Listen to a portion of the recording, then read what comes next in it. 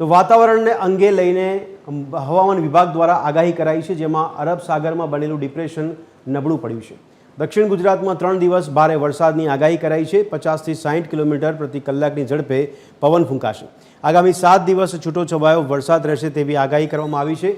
તો તાપમાનમાં વધુ ફેરફાર થવાની પણ શક્યતા સેવવામાં આવી છે.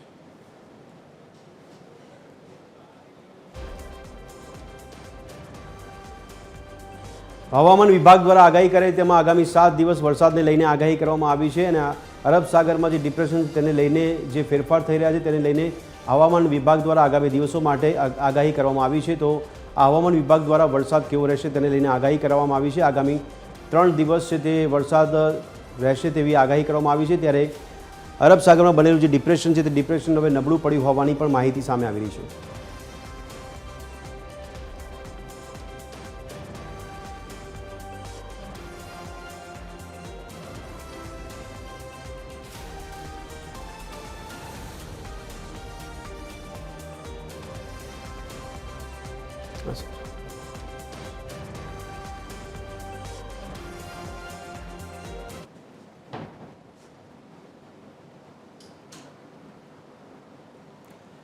તો હવામાન વિભાગ દ્વારા જે રીતે આગાહી કરવામાં આવી છે તેમાં 25મી તારીખને લઈને આગાહી કરવામાં આવી છે. તેમાં જે કયા કયા વિસ્તારો વધારે વરસાદથી પ્રભાવિત થશે તેની વાત કરીએ તો કચ્છ, પાટણ, બનાસકાંઠા, સાબરકાંઠા, મહેસાણા, ગાંધીનગર, અમદાવાદ, ખેડા, આણંદ, પંચમહાલ, દાહોદ, મહીસાગર, અરવલ્લી આ 25મી તારીખે વરસાદથી પ્રભાવિત થતા વિસ્તારોની વાત કરી છે. જેમાં વધારે વરસાદની વાત કરવામાં આવી છે ત્યાં દરિયાઈ પટ્ટો છે, દ્વારકા, પોરબંદર, જૂનાગઢ, ગીર સોમનાથ, અમરેલી, ભાવનગર, બોટાદ, સુરેન્દ્રનગર, મોરબી અને જામનગર કે ત્યાં પણ વરસાદી માહોલ જામે તેવી આગાહી કરવામાં આવી છે. ત્યારે અરબ સાગરમાં જે ડિપ્રેશન છે તે નબળું પડ્યું છે તેવા સમાચાર મળી રહ્યા હોય તેના આધારે હવે જે ફેરફાર થઈ રહ્યા છે તેની શક્યતાઓ સેવામાં આવી રહી છે.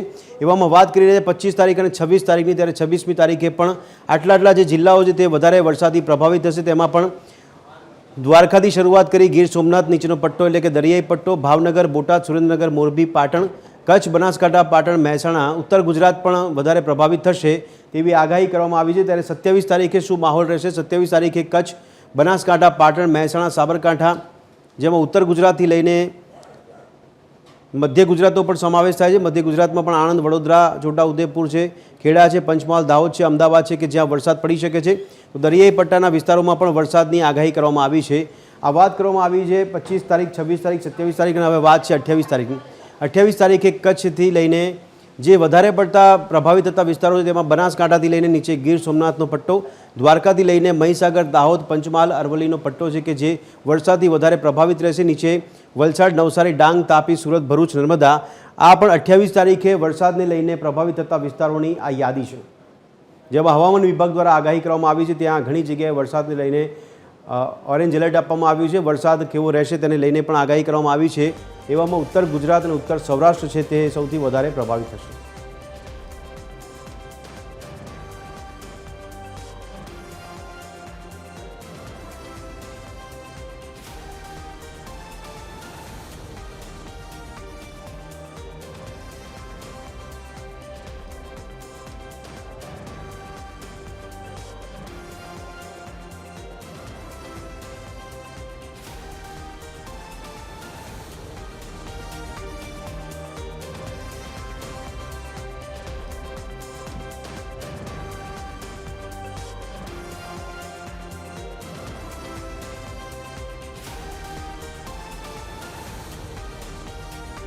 ધ્વસ્ત માધ્યમ